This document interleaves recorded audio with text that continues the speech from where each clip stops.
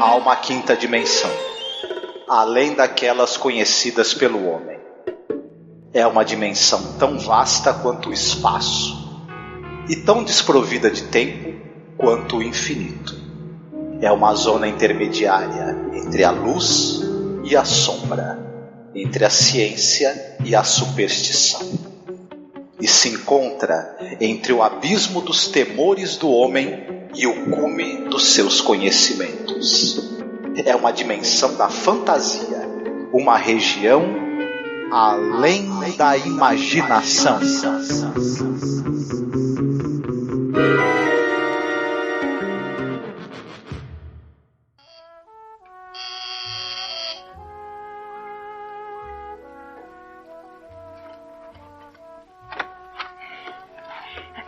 Hello, Leela. Roger, I told you I was busy tonight. Well, just a minute, just a little minute. Flowers, see? That's very nice, Roger. Thank you. Now, if you'll just run along. I couldn't have lasted the evening without seeing you, Leela. You don't know what it's like to love somebody, to love anybody so much and so desperately. Look. Champagne. Just enough for 2 glasses. Now, that's not asking much, is it? Just spare me 5 minutes and have 1 drink with me. Roger, you are acting like a clod. A silly, stupid, sophomoric clod. I love you.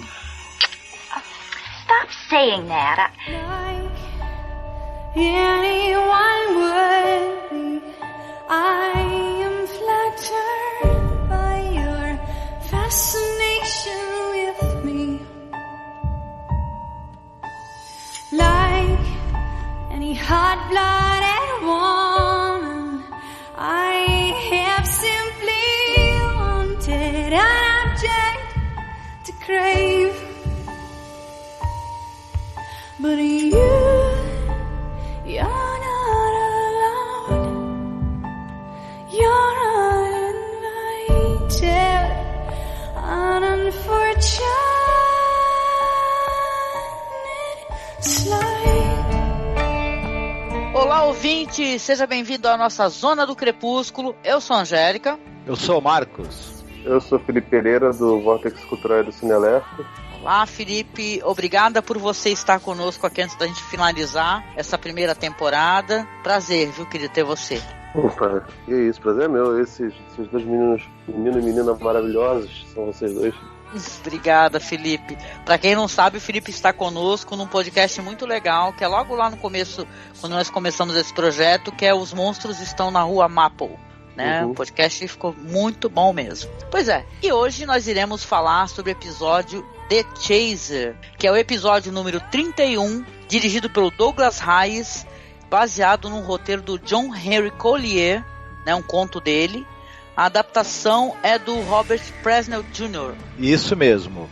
O Collier é um cara aí, quem gosta de ficção e quem gosta principalmente de novelas de terror, de suspense, e deve conhecer o cara. Ele foi um escritor muito influente nos anos 40, 50, e influenciou muita gente boa que veio depois, seja da literatura fantástica, seja da televisão, né? Então um cara aí bem importante. Robert Presnell Jr., esse roteiro, ele já tinha sido utilizado nos anos 50 em teatro filmado na TV americana, já tinha sido adaptado para a TV umas 2 vezes. Conta-se que o Selling apenas comprou o roteiro do cara e entregou na mão do Douglas Hayes sem fazer nenhuma alteração no roteiro que já tinha sido usado antes. As alterações acabaram sendo ao longo da produção, por N razões ali, que, né, ideias que vieram na cabeça do diretor, ideias ali que o pessoal da equipe técnica fez, e uma outra coisa que o Selling acabou mexendo também. Mas a princípio se usou o roteiro original do Presley em cima do conto do John Collier. O episódio foi ao ar no dia 13 de maio de 1960 e conta ali com o elenco principal o George Grizzard como Roger Shackleford, nome bem louco, o John McIntyre como professor A. Damon e a Patricia Barry como Leila. O que a gente sabe dessa galera? Do Douglas Hayes, assim, só para dar uma pincelada, ele é um diretor que a gente gostou muito do trabalho dele aqui, do que a gente pegou na primeira temporada, tá? Porque A colaboração dele, por exemplo, no The After Hours é incrível, tá? Eu lembro que a gente elogiou muito ele. Ele realmente tem uma visão muito interessante, saca? Como ele grava os episódios, né? A gente pirou com The After Hours, né? Eu tava dando uma olhada também no MDB de alguns atores aqui, a Patricia Berry, né? Ela tem muita colaboração pra televisão, né? De coisas pra TV. Participou daquela série antiga das Panteras, por exemplo, né? Que eu assistia na minha juventude. Gostava bastante. Nossa, aí, saca, é um pessoal muito gabaritado. Tem uma coisa que esse episódio tem, eu acho que o Marcos vai concordar, não sei o Felipe, é que é muito bem atuado, né, episódio, né? O sentido de atuação é bem legal mesmo. É um elenco pequenininho, mas impressionantemente cada personagem tem seu momentinho. Até os coadjuvantes ali, aquela fila do telefone... São personagens muito característicos, mas, pô, o pessoal manda bem pra caramba, impressionante. O Douglas Reis, ele, como você mesmo falou, ele dirigiu vários episódios do Além da Imaginação, vários episódios que estão considerados entre os melhores. Ele era um cara que ele tinha uma característica, ele é um cara de televisão, né? Basicamente um diretor de TV com larga experiência, mas ele ficou famoso mesmo pelos episódios que ele dirigiu no Além da Imaginação. E ele tinha uma característica muito boa, que era o seguinte: ele trabalhava muito bem com o pessoal do design de produção, com o pessoal dos figurinos, o pessoal da cenografia. Ele vivia dando ideias, falava, não, troca isso daqui, faz esse cenário desse jeito. Ele tinha um domínio muito grande dessa questão toda do uso dos objetos e da cenografia para contar a história. E ele também se metia muito na parte da fotografia, ele também ia lá dar pitaco em tudo. Então era um cara que o Rod Serling tinha muita confiança nele. Ele entregava na mão do cara e falava, pode fazer que eu sei que vai dar certo. Inclusive, nesse episódio específico, ele acabou sugerindo algumas mudanças e introduzir algumas coisas em questão de cenografia. Por exemplo, a biblioteca, né? Em que o personagem aparece, que acabaram gerando um custo alto, né? Fazendo o episódio ficar muito mais caro. Mas os caras deram carta branca para ele e pagaram ali o que foi preciso, né? E você, Felipe, você escolheu o episódio, mas aí tu já tinha assistido, já tinha tido uma percepção interessante, ou foi uma primeira vez mesmo que tu assistiu? Cara, eu assisti esse e alguns outros da primeira temporada há muito tempo atrás, mas para ser bem sincero, eu não lembrava muito dele não.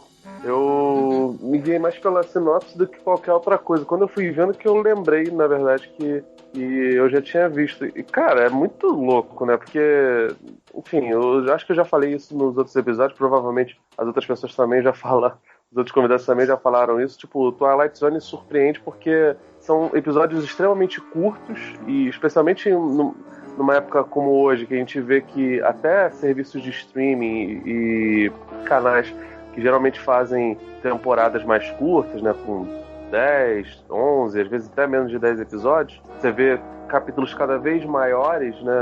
A gente acabou de terminar, pelo menos na época da gravação, acabou de terminar Game of Thrones com episódios de quase 90 minutos e tal.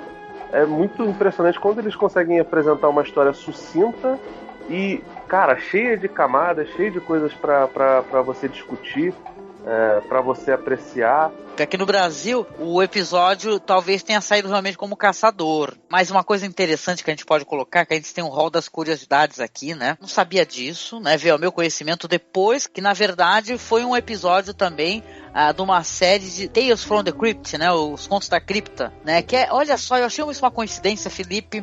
É uma coisa meio assim, as estrelas se conjuminaram, porque é justamente o episódio que tem de novo o Andrew McCarthy, né, nessa reformulação lá, que é lá dos anos 90. Tem o Andrew McCarthy e a Marielle Hemingway. Vou falar um pouquinho mais depois que o Marcos fizer a sinopse. Marcos, faz a sinopse então pra gente poder comentar um pouquinho sobre o episódio, querido. O jovem Roger Shackelford, ele é um carinha na casa dos 20 anos e ele está perdidamente, desesperadamente e estupidamente apaixonado pela bela jovem Leila. Ele está ao telefone tentando falar com ela, ela já desligou na cara dele umas 4, 5 vezes, e um senhor que está na fila ali também esperando para usar o telefone e não conseguindo porque o Roger não larga daquele telefone de jeito nenhum, apesar da moça não estar querendo atender, ele sugere para ele que ele vá procurar um determinado cara que vai resolver o problema dele, que o cara tem a solução para aquilo. O Roger vai até esse sujeito, que é um tal de professor A. Daemon, ou Daemon, né? É um senhor que ele trabalha num local que é uma espécie de livraria, biblioteca, né? Tem muitas estantes de livros, mas nessas estantes, nos vãos entre os livros, também tem frascos com poções. E ele sugere ao nosso amigo Roger uma poção que ele chama de limpadora de luvas, que resolve todos os problemas e custa apenas $1.000.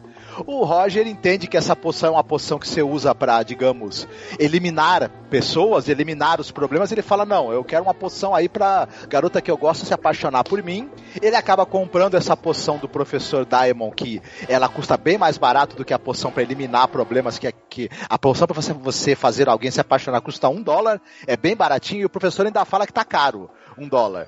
O Roger vai pegar essa poção e vai usá-la para tentar finalmente conquistar a sua amada, com consequências que ele não imagina quais serão, a gente vai descobrir ao longo do episódio. Bom, eu já vou explanar logo no seguinte, uma coisa que eu vejo o mérito do episódio enquanto produção, mas é um episódio que basicamente eu não gostei. Eu não gostei da temática, é uma coisa que eu venho criticando, né, e claro, elogiando muitas outras, né, que é um episódio que eu acho que tem um tom meio misógino, meio esquisito, assim.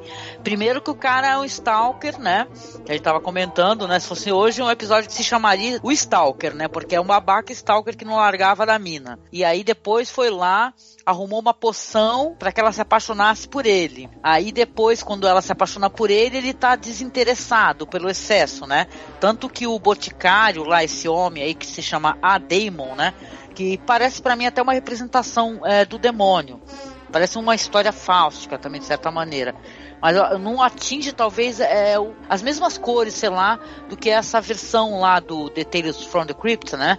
Porque ali sim vai ter um desfecho que é mais merecedor desse tipo de personagem. Mas o lance eu achei um episódio interessante, basicamente. Não sei, hoje em dia talvez as pessoas falassem que é um clichê, uma história assim, mas com certeza na época eu acho que não era, né? Era uma coisa nova, né? Uma coisa incomum, né?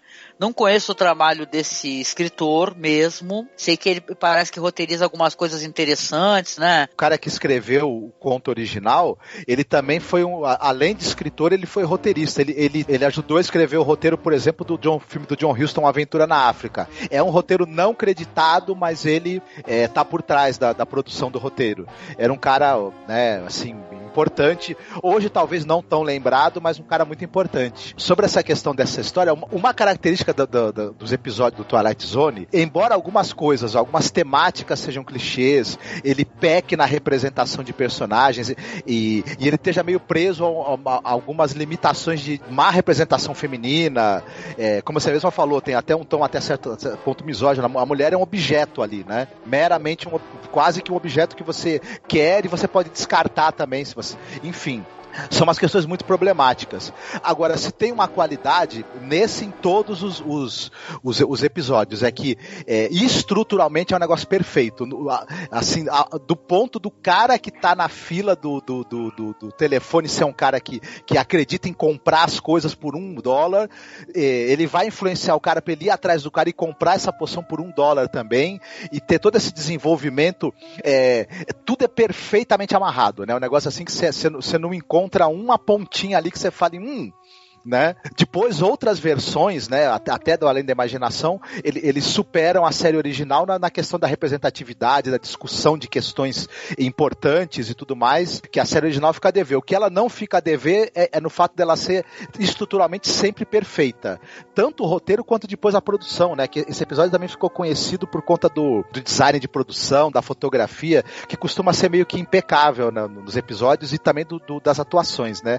Ele tem aquele padrão de qualidade em que tudo é estruturalmente perfeito. Ele talvez, como você mesmo falou, né, ele seja um episódio menos brilhante dentro do negócio por conta dele ser meio clichê e dele ter uma representação feminina que peca bastante, né? Não, então, cara, eu vou ser bem sincero, eu vi o episódio e eu acho que as questões que ele peca são questões que ferem bastante a nossa ideia atual do que é uma representação de vários personagens, né? Acho que não é nem só a mulher, acho que a mulher ele peca mais, mas nos outros ele também acaba se equivocando, muito por essa questão de não se passar no nosso tempo e, enfim, o julgamento que ele acaba estabelecendo é bem diferente, muito por conta da época que ele foi lançado, né? Ele é de 1960 e eu lembro, por exemplo, de um monte de coisa que acontecia na série Jornada nas Estrelas, né? A do Kirk e do Spock ainda, lá do William Shatner. Cara, se você for ver, hoje em dia você se sente até incomodado, eu pelo menos me sinto, com a quantidade minúscula de roupa que as meninas normalmente usam nos episódios. Quase todos os episódios as garotas estão, sejam elas robôs, sejam elas androides, sejam elas alienígenas ou tripulantes da Enterprise, você vê elas com mini saias ou maiô, sabe? É uma representação bem escrota, mas que era extremamente comum na época e que, assim, a realidade é que com o tempo as coisas foram mudando. Jornada nas Estrelas acabou que nas outras encarnações também sexualizava bastante as mulheres, e acho que a única que não sexualiza tanto assim é essa nova aí, a Discovery, né? No final das contas, os produtores, né, por mais que fossem cabeças bem diferentes das 3 encarnações, né, da época da nova geração, que era mais ou menos a mesma que fez todos os derivados até a Enterprise, a Discovery é bem diferente e o pessoal da série clássica também é bem diferente. Eu até acho que esse episódio ele é bem mais tranquilo em relação a isso do que é a Jornada nas Estrelas, por exemplo, que é de 6, 7 anos pra frente, né? E assim, ao meu ver, essas questões de má representação, principalmente da mulher, é um atalho dentro do roteiro mesmo, né? Tipo, ele apela para uma questão arquetípica para mostrar o quanto uma escolha de compra e de tentativa de manipulação do personagem principal é errada. Então, no final das contas, a mulher ela é representada de uma maneira muito clichê, mas todo esse comportamento de grude que ela tem em cima do sujeito depois de tomar a poção é culpa do sujeito que faz isso. Porque o cara simplesmente não sabe o que ele quer. Ele primeiro não entende que ele não deve forçar a barra num relacionamento, ele não deve perseguir uma mulher sem que ela esteja retribuindo os gracejos dele. Ela fala não e ele passa por cima disso, ele ludibria ela, ele entrega faz ela tomar um negócio que ela não queria tomar. Ele praticamente obriga ela a tomar o champanhe lá com a poção. Tipo, ele não entende que não é não de jeito nenhum, precisa se esfregar isso na cara dele e, tipo assim, depois que acontece aquilo, ele começa a perceber e começa a ter as consequências desenroladas em cima dele mesmo, né? Eu acho que, assim, toda a questão a partir do momento que ela toma a poção faz com que ela se torne... Toda essa situação faz com que vira uma parada meio de contos de fadas ao contrário, né?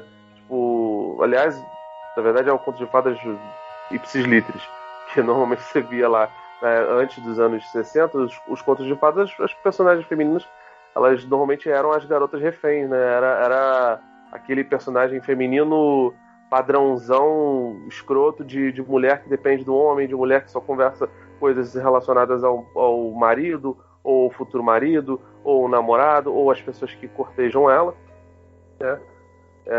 Só que colocado sobre um ponto de vista diferente, né? De a coisa ser tão, entre aspas, perfeita e doce que estraga, né? Eu lembro que tem um episódio do Maluco no Pedaço que o Will Smith ele fala que ele quer casar com uma mulher que seja super boazinha com ele, que dê filhos pra ele, não sei o que. Tipo assim, aí ele chega em casa, ela faz massagem nos pés dele, os filhos são super bonzinhos, são muito parecidos com o Carlton. E aí, tipo assim, ela fala assim, você não quer fazer um sexo aqui antes da gente sair e conversar sobre os seus problemas, porque os meus não? E aí ele percebe, caraca, nossa, isso é tão merda.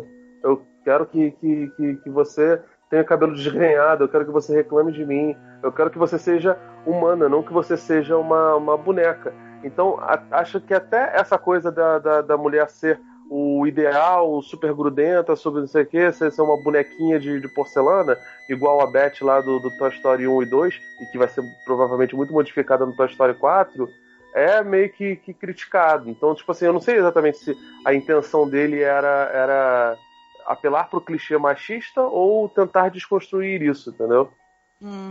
Não, eu entendo o que você está falando e concordo demais contigo. É claro que a gente, quando assiste uma série antiga, uma série dos anos 60, tem que assistir entendendo que naquela época era o que o pessoal produzia, né? Tem todo um zeitgeist de como é que era o comportamento do homem e tal. Mas o problema é que a gente, principalmente eu, né, que sou eu quem fica apontando essas coisas normalmente, eu já vi representação de mulheres, assim, até muito mais problemáticas, vamos colocar assim, do que essa daí. Nesse caso, não é nem... porque tem roteiristas maravilhosos, tem Richard Matheson, Charles Belmont e muita gente boa trabalhando, mas você vai ver a representação da mulher, a mulher é uma esposa bitch, ou então ela só é boa quando ela é submissa e tal. A meu ver, assim, parece um episódio que me lembra muito um outro episódio que a gente assistiu e comentou.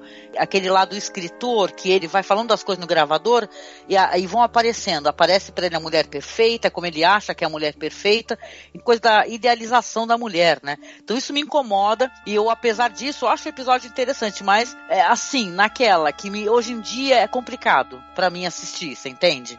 Então eu concordo demais contigo nesse sentido. E o Twilight Zone tem isso que é uma fábula moral, né? Tá querendo ensinar alguma coisa, né?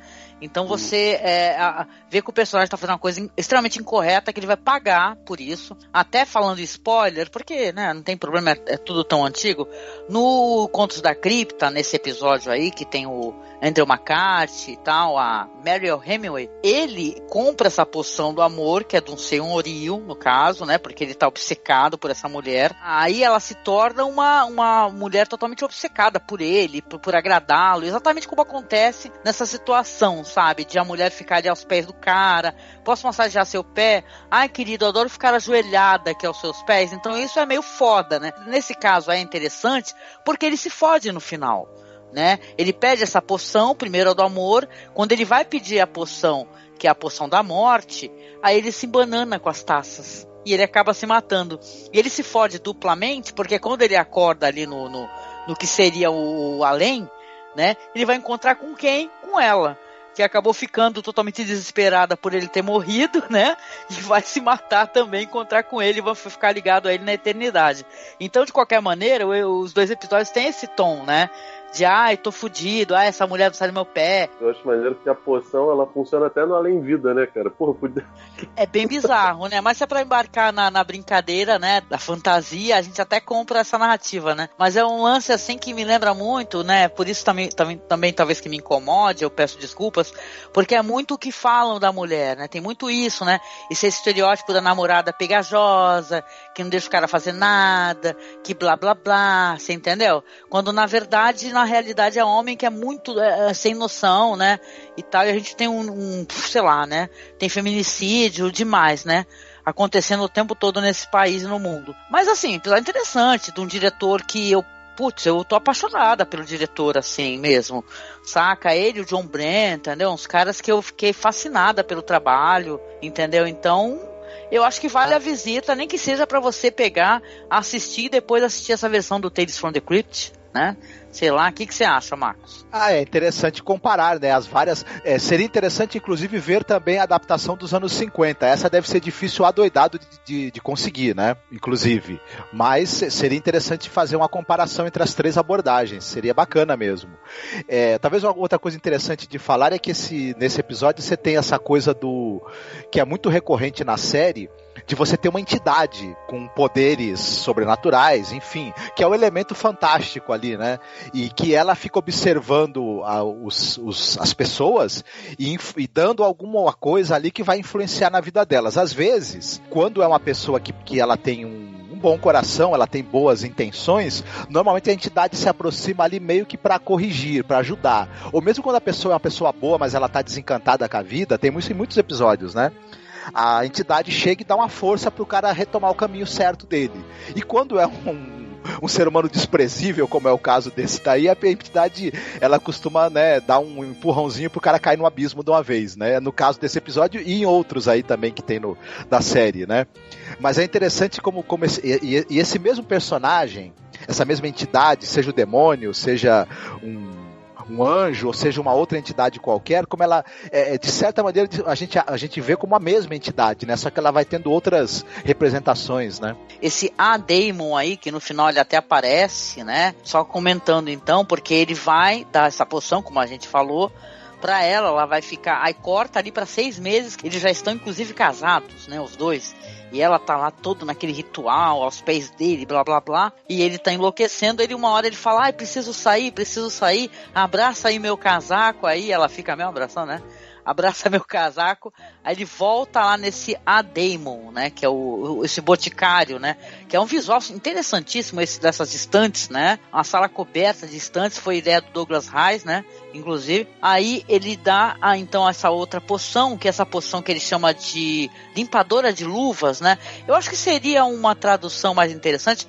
como se fosse um limpador de mãos, na verdade, né? Que é como se você fosse lavar as mãos de alguma coisa, né? Eu acho que ficou estranho pra mim o negócio chamado de limpador de luvas. Mas aí nessa daí, no caso, não custa $1, como custou a poção do amor, né? Vai custar $1.000. Né? Então parece casamento, né? Porque casamento você paga menos pra casar do que pra separar, né? Mas aí ele vai voltar para casa, ele é orientado ali pelo boticário para ele dar logo então essa poção, porque senão ele acaba perdendo a coragem. Aí ele vai chegar novamente, olha só, gente, com flores, né, com champanhe, e vai falar com ela, né? Eu até pensei a dado momento que ele realmente se enrolar ali com as taças e acabar pegando a taça errada. Mas aí que vem a surpresa, ela mostra para ele que ela tá ali tricotando as meias de bebê, né? E ele deixa as taças cair no chão, né? E nossa, ele está condenado a essa mulher. Aí, ali, no caso, então, ele deixou a poção cair e ele meio que desmaia assim, nossa, esse vai ser meu destino agora, né? Então, ele acaba sendo punido e a gente vê ao fundo ali aquele cara, né, que é o boticário, fumando ali, observando tudo aquilo, e ele solta ali um halo ali, que é um coraçãozinho, né, e tal. E vem o Rod Serling, né, pra fazer a narração final dele. Eu até fiquei, what the fuck, né? Sr. Roger Shackelford, que descobriu nesta data tardia que o amor pode ser tão pegajoso quanto um barril de melaço, tão intragável quanto um pedaço de fermento estragado, e tão consumido quanto um incêndio de 6 alarmes, acho que é alarmes mesmo, em uma tenda de bambu e lona. Caso histórico de um amante que nunca deveria ter entrado na The Twilight Zone. Porra, né? Eu até falei, caralho, né? Ainda foi o Célio lá no final fazer essa narração, que ele tem narrações maravilhosas, né? E aberturas também. Mas assim, né? Apesar dos pesares, você entende ali que é uma comédia de humor negro, né? Que os caras estão fazendo, essa parte né? que eu acho, essa parte que eu acho mais complicada. Porque assim, também porque o lance lá que você falou da precificação do casamento e do divórcio, eu lembro que quando a gente gravou da Rua Merkel, tinha uma versão dos anos 90, né? Passava no SBT, esse negócio todo.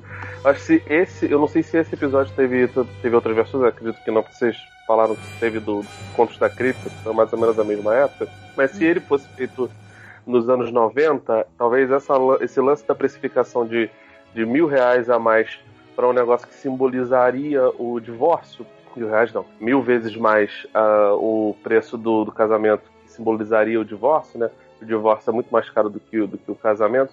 Talvez fosse visto de uma outra forma, porque os anos 90 tiveram muitos divórcios, foi ali o começo, né, dessa desconstrução da imagem das pessoas desquitadas como pessoas fracassadas, né? Nos anos 60, o casamento era uma instituição ainda mais sólida do que é hoje em dia, do que era, por exemplo, nos anos 90. Mas assim, esse lance eu acho bem complicado, porque no final das contas ele acaba fazendo um julgamento de valor muito forte, né?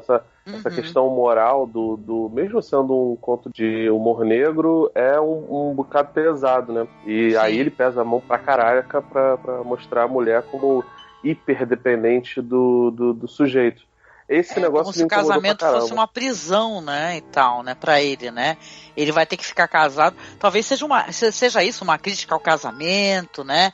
a essa união que, sei lá... Eu acho que é mais uma crítica à pessoa que entra num relacionamento idealizando as paradas, achando que a outra não é humana, né? Cara, todo mundo tem seus momentos ruins, né, cara? Você acha realmente que você vai casar com seu amado ou com sua amada e ele vai peidar cheiroso?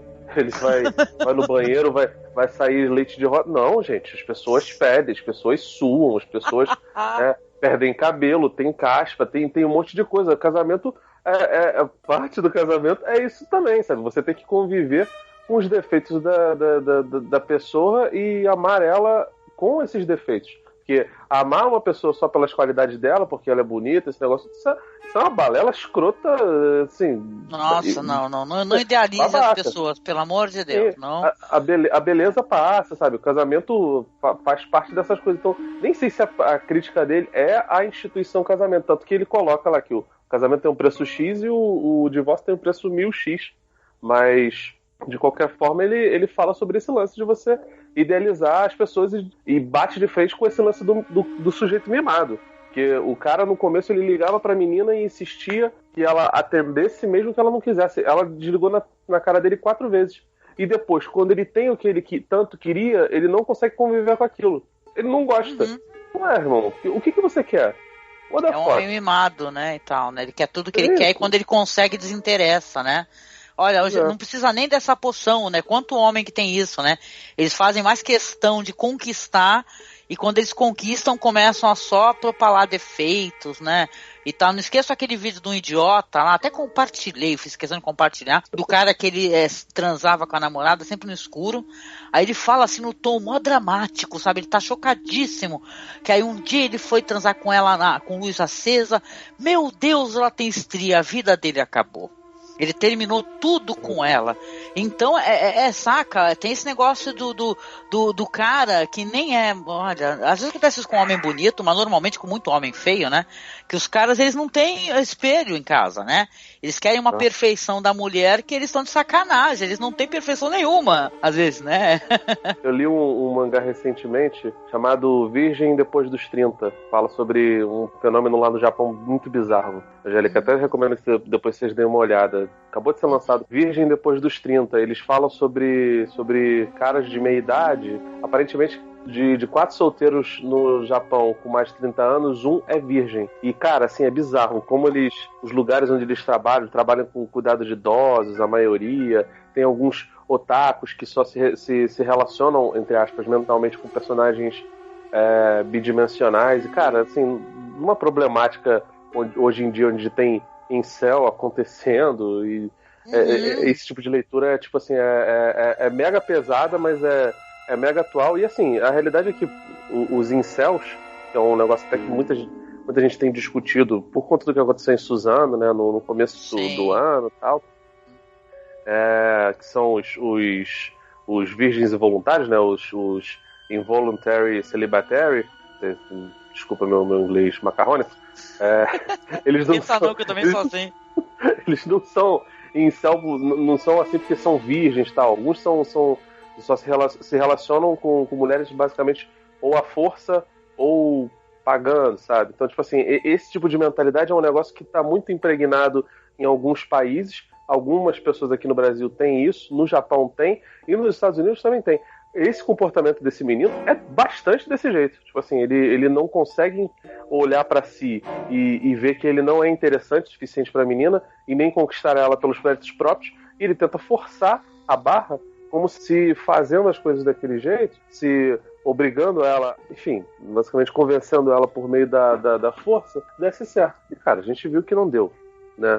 Tanto não deu que a coisa foi pro vinagre e ele acabou, enfim, atingindo um lado dela extremamente chato e certamente machista. Você não tá errada, Angélica, óbvio que não. Sim. Mas, cara, é isso, né, cara? Você não deve ficar projetando nas pessoas qualquer tipo de comportamento e também deve enxergar quais são os seus defeitos pra conviver bem, né? Nem pra você ser um par ideal, é pra você conviver de maneira, sabe, ordeira dentro da sociedade. Ah, legal, Felipe. Gostei muito do que você falou. Perfeito o que vocês dois comentaram. Eu acho que pra mim tá de bom tamanho, tá bem dissecado aí tudo que o episódio, tudo que ele diz e as discussões que ele traz também. Tá certo. Então tá bom. Vamos lá então para a sessão de recomendações, sempre começando com o convidado. E aí, Felipe, você recomendaria alguma coisa que te recordasse assim, a temática, o que subverta essa temática? Fica à vontade. Eu recomendo o mangá que eu citei, né? O Virgem Depois dos 30, que fala sobre...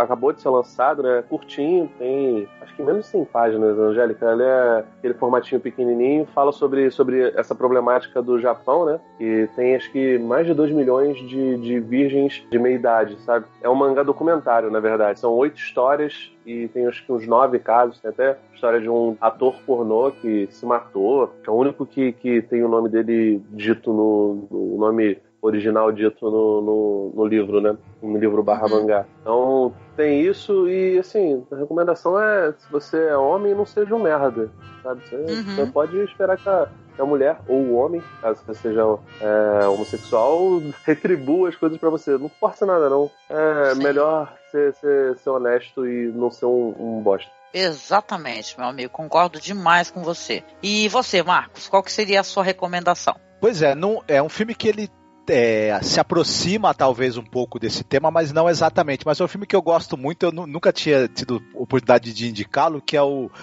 Lars and the Real Girl, ou A Garota Ideal, que é um filme de 2007 com o Ryan Gosling e com a Emily Mortimer. E tem um pouco disso...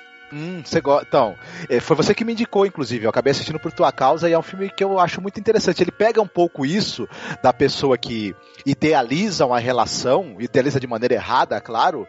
E basicamente, para quem não assistiu o filme ainda, é um sujeito que, por ser extremamente tímido, ter dificuldade de relacionamentos ou ter sofrido desilusões, ele se apaixona por uma boneca, né? Boneca mesmo, manequim, enfim. Só que vai ter um percurso... Aquela boneca brasileira, né, cara? Isso. Só que vai ter um percurso desse personagem para ele perceber o absurdo disso e ele aos poucos, com a ajuda de pessoas de verdade, de uma pessoa que gosta realmente dele, inclusive, ele começar a perceber que ele tem que abandonar essa idealização e tentar se relacionar de verdade com as pessoas. Então o filme também tem esse percurso que o personagem faz, diferente do personagem do Twilight Zone, que é um cara escroque que não, né, acaba sendo punido. É bem interessante de assistir. É uma interpretação muito sensível do Ryan Gosling. Ele é um ator que nem sempre me agrada, mas nesse filme, por exemplo, eu gostei bastante da atuação dele. Que maneiro. Eu lembro que é muito interessante essa temática desse filme. Bom, na minha recomendação aqui, eu vou trazer um filme que eu adoro, porque é um diretor que eu gosto muito, que é o Takashi Miike. Ele é um diretor que tem muito essa temática, assim, do terror, né? Mas ele tem de tudo, ele não para de trabalhar. Já passou dos 100 créditos no IMDb. E ele tem um maravilhoso Audition, né? Que seria o Audição, que é um filme de 1999. Vai contar a história de um cara, que o cara é um empresário, e o cara, ele tá viúvo já faz alguns anos, né? Só que ele tem um amigo que ele trabalha ali com, né? Ele seleciona casting, né? Para as produções lá da televisão, e esse cara resolve ajudá-lo a fazer ali uma seleção falsa, aonde ele vai traçar um perfil de mulheres que na verdade ele está querendo arrumar um encontro para esse amigo dele, e aí todas as mulheres vão lá, vão falar sobre si, mulheres maravilhosas, ele vai declinando sempre, uma hora é um problema, outra hora é um problema. O Japão é um país bem conhecido pelo seu machismo, né, e tal, né, um filme que eu me senti, olha só, não é pra isso, acho que a intenção do filme não é essa, mas eu me senti extremamente vingada com esse filme, eu adoro ele, né, por quê? Porque o que vai acontecer? Vai aparecer uma moça maravilhosa, né, que o nome dela como é que é o nome dela? É Yamazaki Azami, né, e é uma mulher linda, jovem, muito mais jovem que ele, tem idade... Até fiquei com a impressão que ela tem idade para ser filha dele. É uma mulher que ela tem formação em balé. Ela acaba ali sendo uma mulher que o amigo dele seleciona, né? E aí ele vai convidá-la para jantar, vai começar um cortejo com ela. Essa mulher é uma mulher que era uma assassina, uma psicopata, daquelas assim de, saca, de que você atravessaria a rua com toda certeza, né?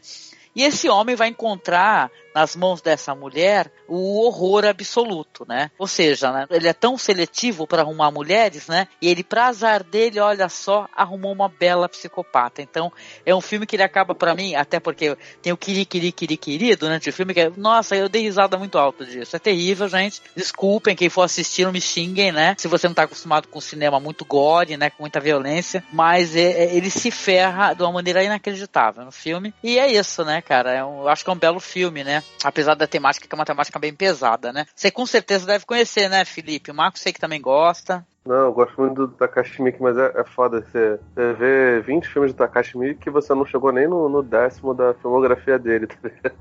Não, esse daí ele trabalha muito. Pô, mas é muito doido, cara. Eu gosto pra caralho dele. Ele é foda, né? Eu gosto muito do Audition.